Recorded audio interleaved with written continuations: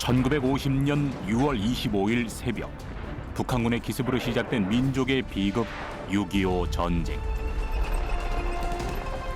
한민족은 무려 1129일 동안 남과 북으로 나뉘어 서로를 공격한다. 한반도에서 벌어진 최초의 현대전이자 그리고 마지막이 되어야 할 전쟁. 휴전 후 평화가 찾아온 한반도. 그러나 남북 분단으로 인한 갈등은 지금도 계속되고 있다. 6.25 전쟁의 비극 아직 끝나지 않았다.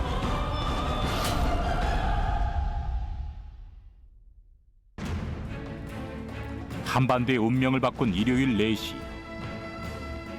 북한군은 폭풍이라는 작전 명령과 함께 T-34 탱크를 비롯한 소련제 무기들을 동원해 전면 남침을 시작했다. 반면 우리 국군은 탱크를 비롯한 기계화 부대가 절대적으로 부족했고 심지어 일요일을 맞아 대거 외박을 나간 상황이었다. 그날은 많은 것이 불리했다. 우리는 소총 가지고 부족한 탱크가 있어요. 그 대항이 되겠습니까? 우린 탱크 구경도 못했어요. 한국군은 탱크가 어떻게 생겼는지도 몰라요. 그런 소총 부대가 인민군 탱크가 나오는데 대항해서 전쟁이 되겠습니까? 파죽지세로 남침을 계속한 북한군. 북한군이 서울에 진입한 것은 불과 전쟁 발발 3일 만인 6월 28일이었다.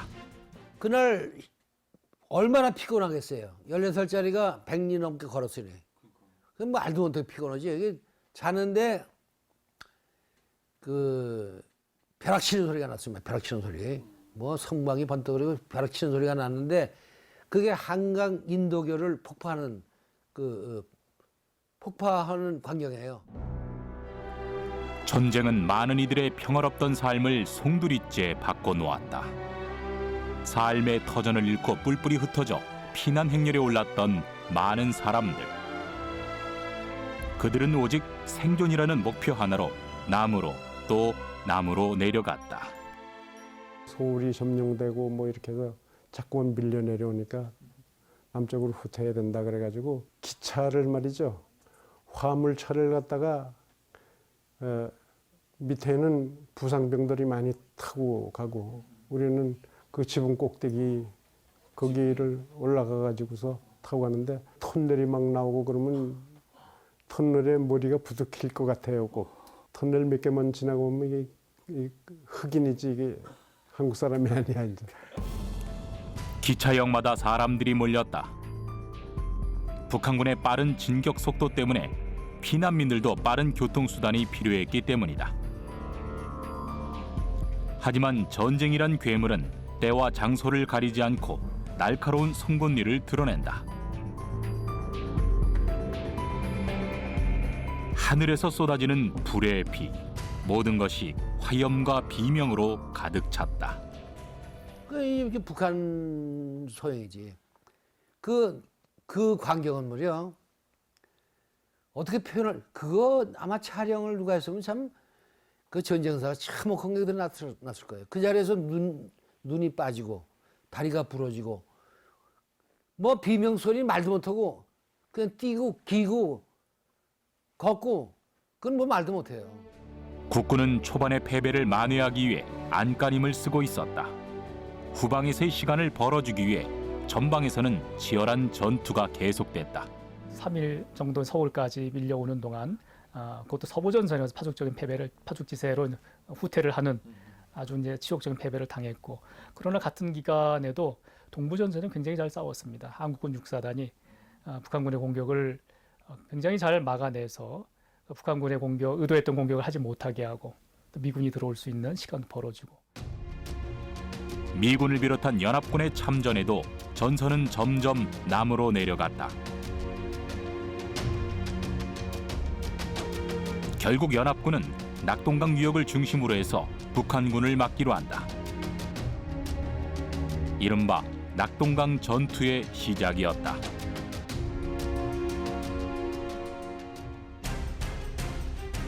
약 2달 정도 계속된 낙동강 방어전. 국토의 10% 정도밖에 남지 않은 상황에서 낙동강은 최후의 방어선이었다.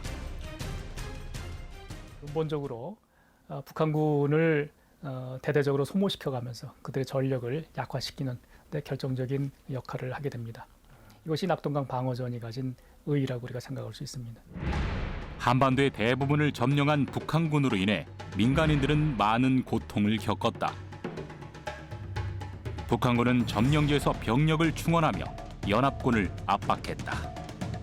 이미 그 피랑 갈 길이 없잖아요. 그러니까 우리 그 14살 나보다 우인 그 형님이 아침에 물을 끓여가지고 여기다 팔에다 물을 펄펄 끓는 물을 팔에다 부었어요. 인민군 안 나가려고. 근데 그 벌써 겪었기 때문에 무서운 거 알잖아요. 나가면 죽는다. 6.25 전쟁은 이미 물적으로도 인적으로도 총력전의 형태를 띠고 있었다. 어린 청소년들도 학도병이란 이름으로 전쟁에 참가할 수밖에 없었다. 대구 중학교 3학년 때 혈서 지원을 갔어요. 그래서 그 당시로서는 군번 없는 용사죠. 그 당시는 뭐냐 하면은 군복을 안 줬어요. 안 줬는 게 우리 자체가 학도병이라 그래가지고 그 군복을 안 입고 갔습니다, 우리가. 아무런 훈련도 받지 못한 채 트럭을 타고 낙동강 전선으로 투입된 학도병들. 총 한 번 잡아본 적 없는 어린 소년들에게 전쟁의 현실은 보다 더 참혹했다. 전선입니다. 포탄이 막 소리가 나고 할 때 전선에 가가지고 딱 내리자마자 저 상사들이 총을 줬어요.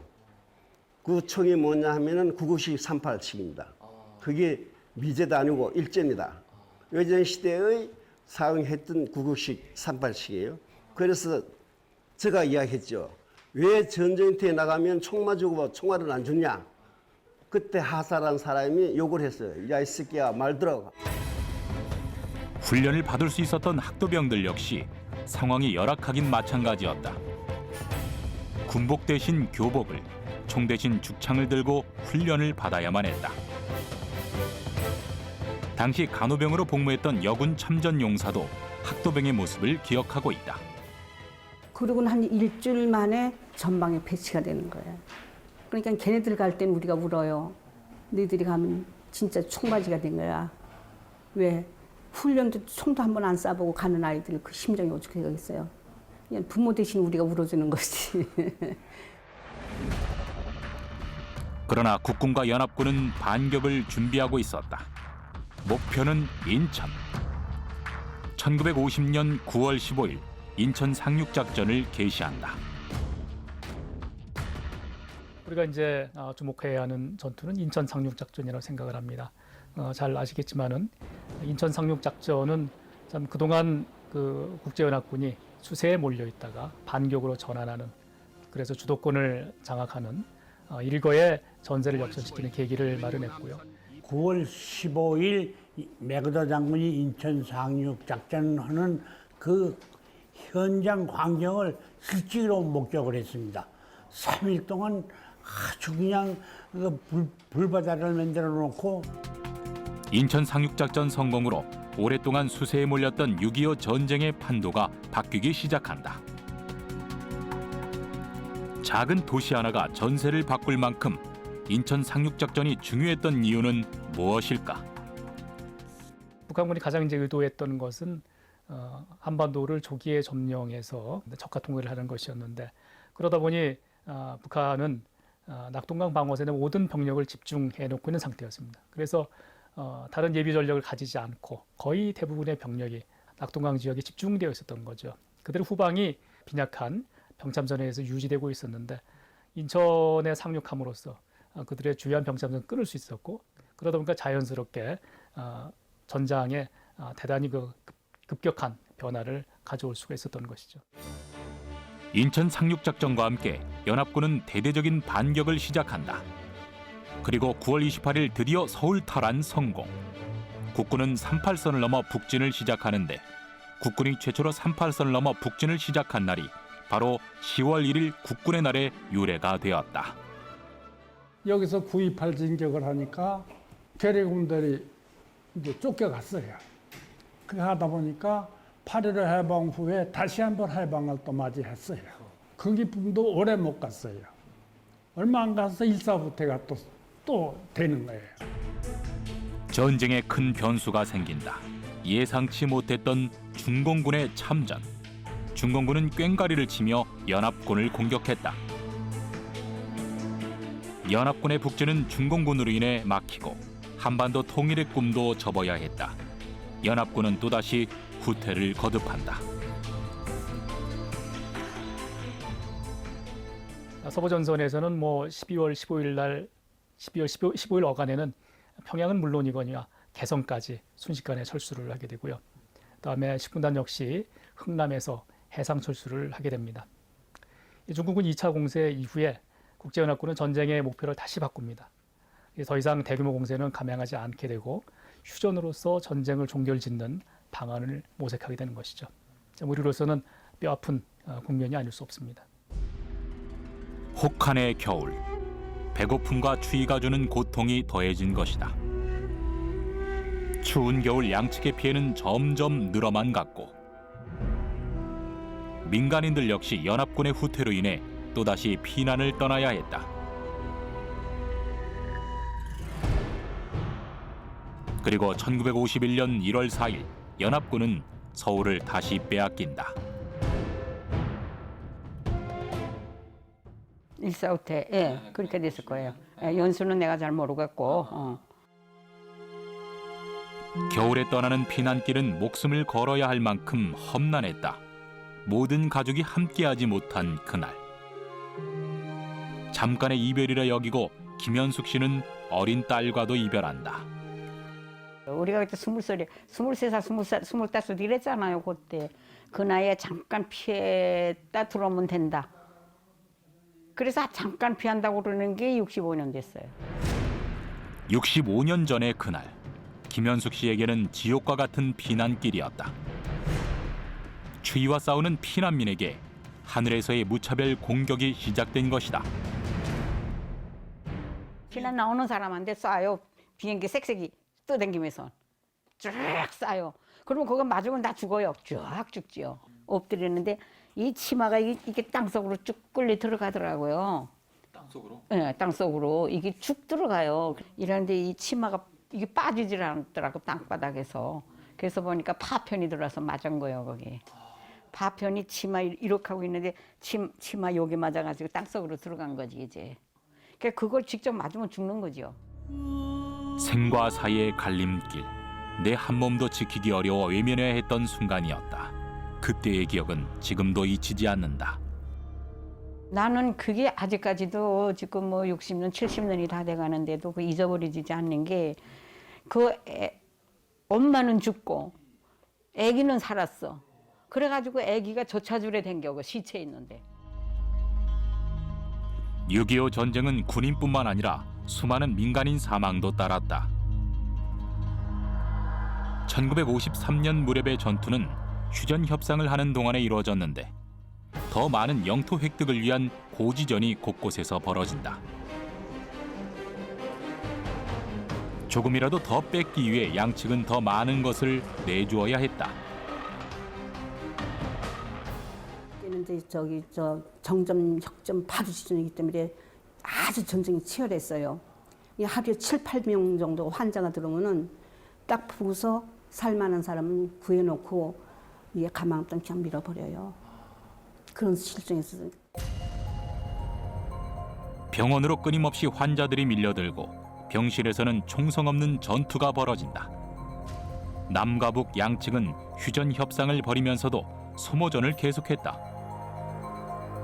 군인 사망자 수보다 더 많았던 민간인 사망자 수. 6.25 전쟁은 수백만 명의 사망자가 발생한 최악의 전쟁이었다. 지지부진하던 휴전 협상이 소련 스탈린의 사망과 함께 급진전을 보였다. 1953년 7월 27일 드디어 휴전 협정이 체결된다. 민족 최대의 비극이었던 6.25 전쟁. 기나긴 1129일 동안의 전쟁은 멈췄지만 남과 북의 갈등은 계속된다.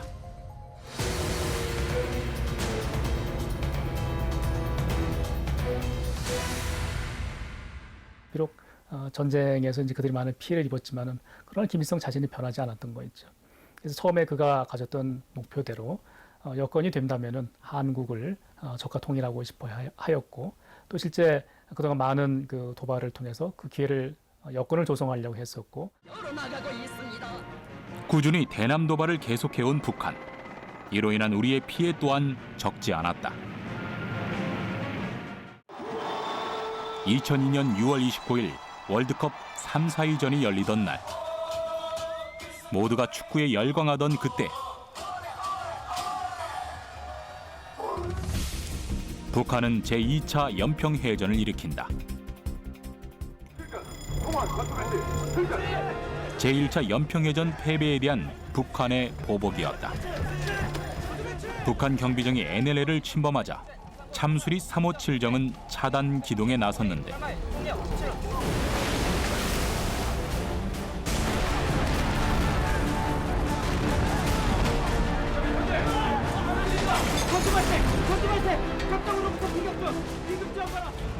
북한의 기습 공격에 참수리 357정은 치명적 손상을 입는다. 서울 용산구에 위치한 전쟁기념관.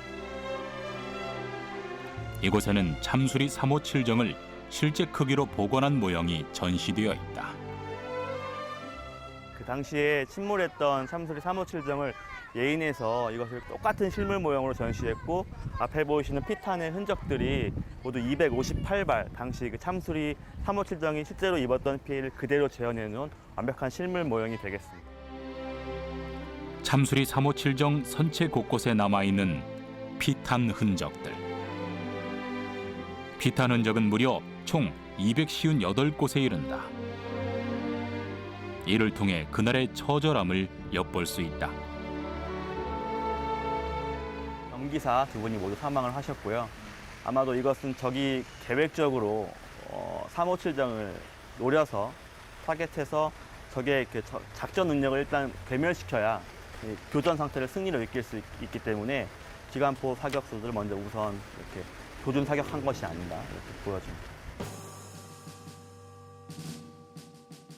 몸을 피할 공간도 없는 좁은 곳.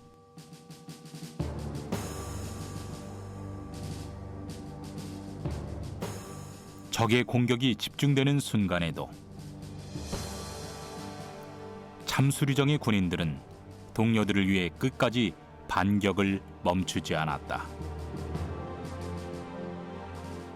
이 357정이 침몰되었다가 이를 예인했을 당시에 그 조타실에 마지막까지 조타기를 잡고 있었던 그 한상국 상사님의 어떤 그런 투혼이라든지 발칸 담당 병기 부사관으로 복무하셨던 그 황도현 중사님께서 한두가 머리를 관통했음에도 불구하고 기관총을 잡고 끝까지 사망할 당시까지 적에게 대응하기 위해서 사격을 계속했던 장면들을 미뤄볼 때 어떤 급작스러운 교전 상태에도 불구하고 승리를 이끌기 위해서 모두 다 혼연일체 최선을 다해 싸웠다는 점을 볼 수 있었습니다.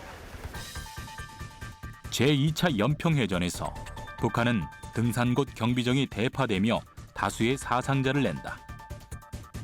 하지만 우리 해군 역시 그 피해가 만만치 않았는데 연평해전은 남과 북의 젊은 목숨을 앗아간 또 다른 전쟁이었다. 한마디로 저희 내렸을 때는 뭐 아수라장이죠. 뭐 정신이 없고 그 흙먼지 바람에다가 환자 날라오는 것도 그렇고 그 상황에서는 대부분 다 응급처치만 사실은 뭐 수혈이나 이런 거를 할 상황도 아니고 간단한 수행 라인도 못 잡은 상태고 대부분 그 뭐 제일 아마 그 다리 절단에서 나중에 아마 돌아가신 분이 있는 걸로 알고 있는데 그분 같은 경우에는 그 다리 쪽에 지혈만한 상태로 그렇게 후송이 됐었죠. 박동혁 병장은 참수리 357정의 의무병이었다.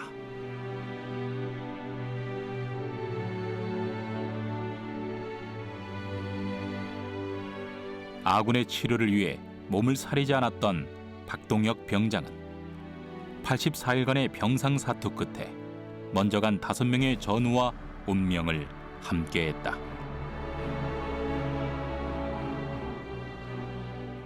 한편으로는 제 동생 같은 친구들이 그 나라를 지키기 위해서 살다가 산화한 상태이기 때문에 한편으로 굉장히 안타까웠습니다. 오는 상황에서도 사실은 제가 최선의 할 일은 다 하고 사실 한 나머지 비행 시간 동안은 하나님께 이런 후송하는 환자들을 좀 제발 좀 살려달라고 기도하는 마음으로 후송한 것 같습니다. 6.25 전쟁의 축소판과 같았던 1차, 2차 연평해전. 이렇게 평화는 누군가의 희생으로 지켜진다. 그리고 이것이 오늘날 우리의 가슴 아픈 현실이다.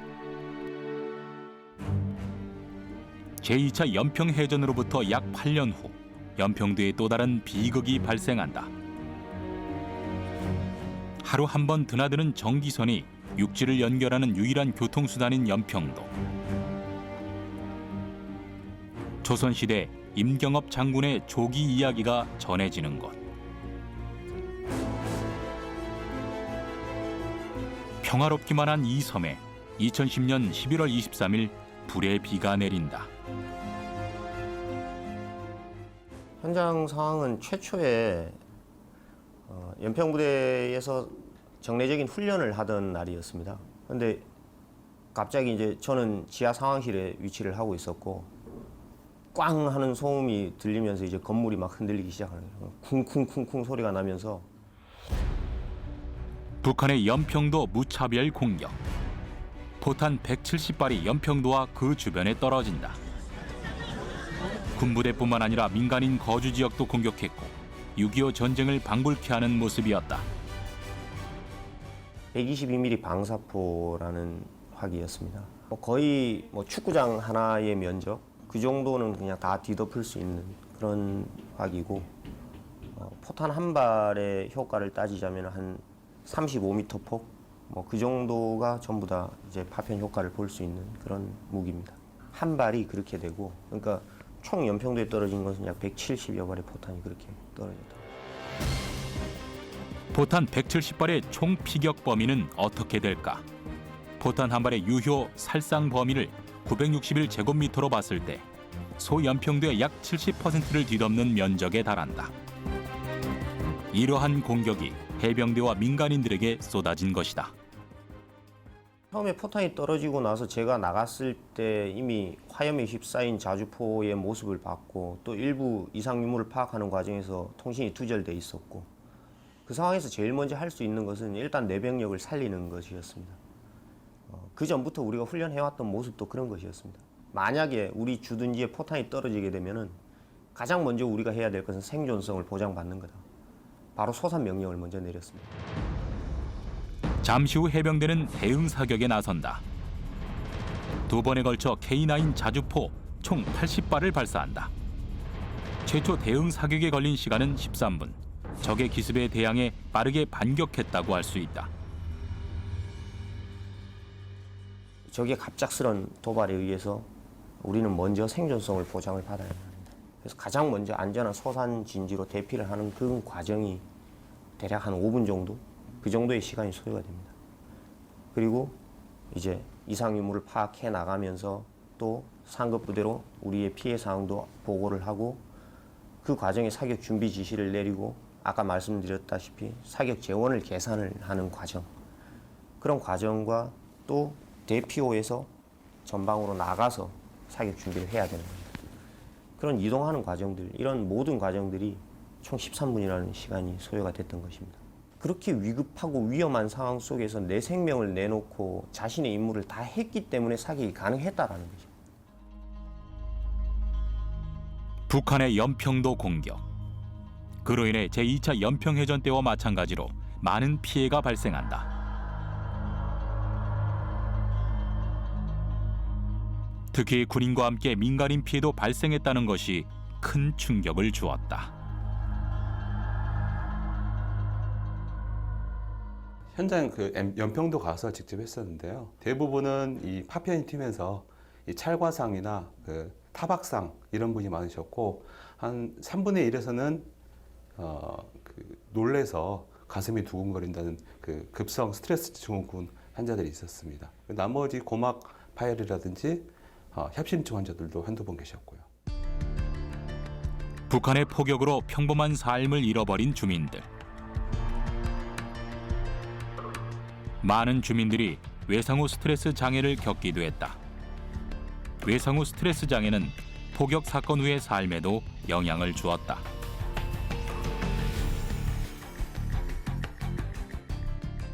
포탄이 떨어지면서 이렇게 그 파편이 이제 얼굴에 스쳐서 상처가 나신 분입니다.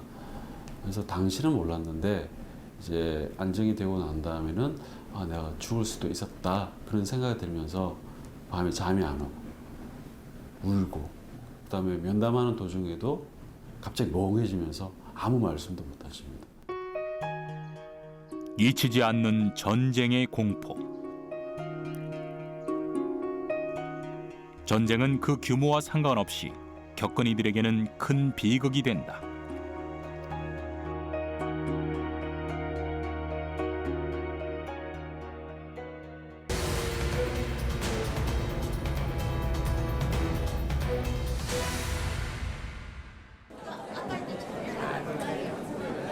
(6.25) 전쟁 후 남북으로 흩어진 이산 가족은 약 850만 명. 그들의 소원은 하나이다. 헤어진 가족을 다시 만나는 것.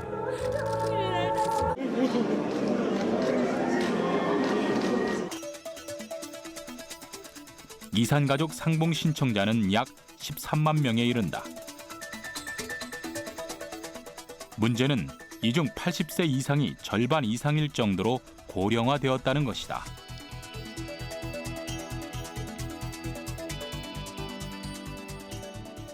저희는 지금 고향이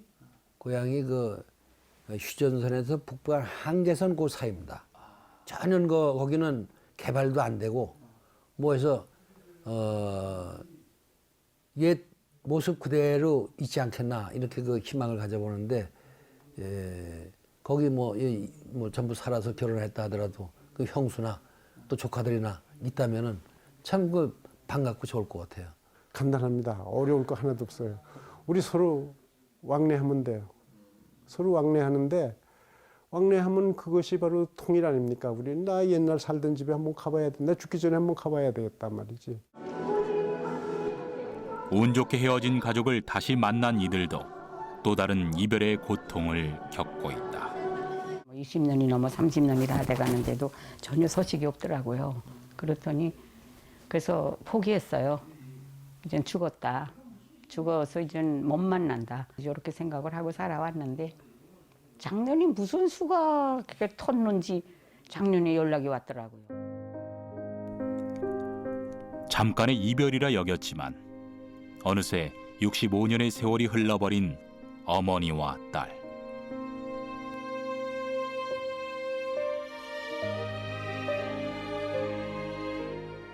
전혀 65년 동안 전혀 한마디도 모르고 있다 이번에 만났어. 기가 막힌 상봉이지 우리 진짜. 느낌이요.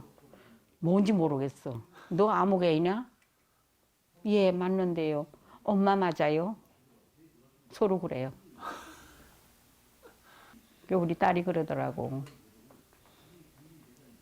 무슨 세월이 이렇게 딸네 집에 와서도 와보지도 못하고 가야 되는 이런 우리 운명이 돼 있으니 얼마나 그냥 기가 막힌 거니. 수십 년 만에 가족이 다시 만났다. 그러나 분단의 현실은 이들을 또다시 헤어지게 한다. 언제 다시 가족을 만날 수 있을까? 손을 붙들고 이제 와서 차에까지 올라가야 되는데 내 마음으로는 내 마음속으로 말도 못하고 내 마음으로는 뭐냐면은 그냥 손 붙들고 그냥 차에 같이 올라와서 딱 좋겠어. 못하잖아요. 할 수가 없잖아요. 그래서 차에 올라오면서 딱 손을 놔야 되잖아요. 붙들고 오다가 손을 딱 놓고 서로 이제 손 흔들고 잘 가라 그러고 손 흔들고 서로 근데 찔끔찔끔 하다가 그냥 차가 붕 떠났는데 떠나는 순간에 딱 맥혀가지고 말이 안 나와요. 한마디도 안 와요. 이게 딱 꽉 맥혀가지고요. 이게 말이 한마디도 안 나오더라고요.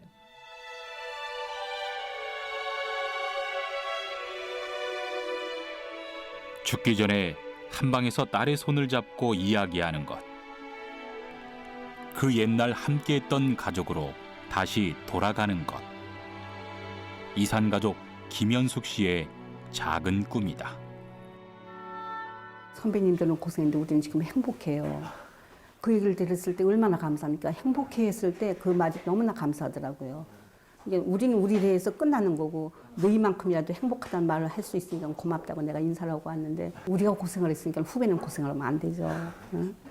걔네들은 좀 더 나은 데서 환경이 더 좋은 데서 공부를 하고 더 좋은 일을 하면 더 좋죠. 장병들에게 좀 더 응원의 메시지를 보내주고 훈련할 수 있도록 믿어주고 그래 줬으면 좋겠습니다. 그리고 우리 군이 반드시 지켜낸다라는 그런 믿음, 그 믿음만 가져주신다면 언제고 나중에라도 우리가 통일이 될 때 더 나아가서 더 큰 대한민국의 어떤 접경 지역까지 가서 또 대한민국 국권이 지켜내지 않을까 그런 생각을 합니다.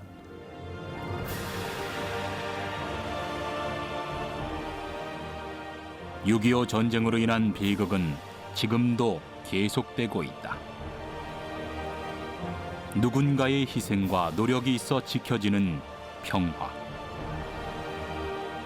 그들의 아픔을 기억할 때 더 나은 미래가 있지 않을까.